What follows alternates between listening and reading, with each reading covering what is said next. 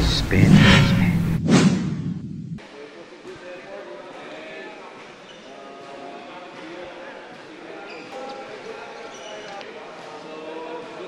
Papadraft ka na ba?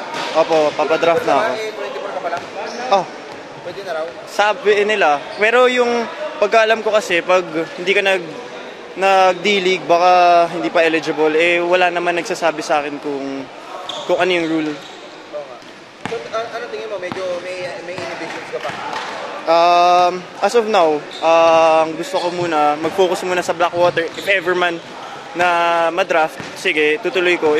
Kung hindi, baka mag-D-League muna ako for a year. Ba't nakalimutan mo mag-D-League? Ay, hindi po. Nagpa-graduate po muna ako kasi hindi ko mababalance yung time ko since may thesis pa ako nung SEM na yun. Anong course mo? ABIS. Ano yun? Interdisciplinary Studies. Studies. Studies. Okay.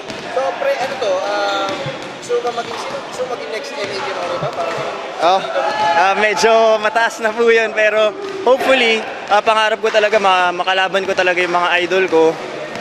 Hopefully, matuloy-tuloy na. So, hingi ka ng clarification ngayon sa PBA? Opo. Pero gusto mo na talaga magpa-draft ngayon? Opo. Titingnan ko po muna kung ano yung performance ko dito sa Blackwater. If ever maging okay yung performance ko sa Malaysia, titingnan ko po kung kaya ko na po mag-PBA. Pero ano ngayon ang number 1 na panalangin mo? Yung makapagpa-draft ka? Opo. Na madraft po ako ng team at saka ma-sign po. Kailan ka mag-i-inquire? Hopefully within this week po, bago po umalis sa Malaysia. Si Arben Santos po. Hindi pa niya alam. Hindi ko pa po nakakausap.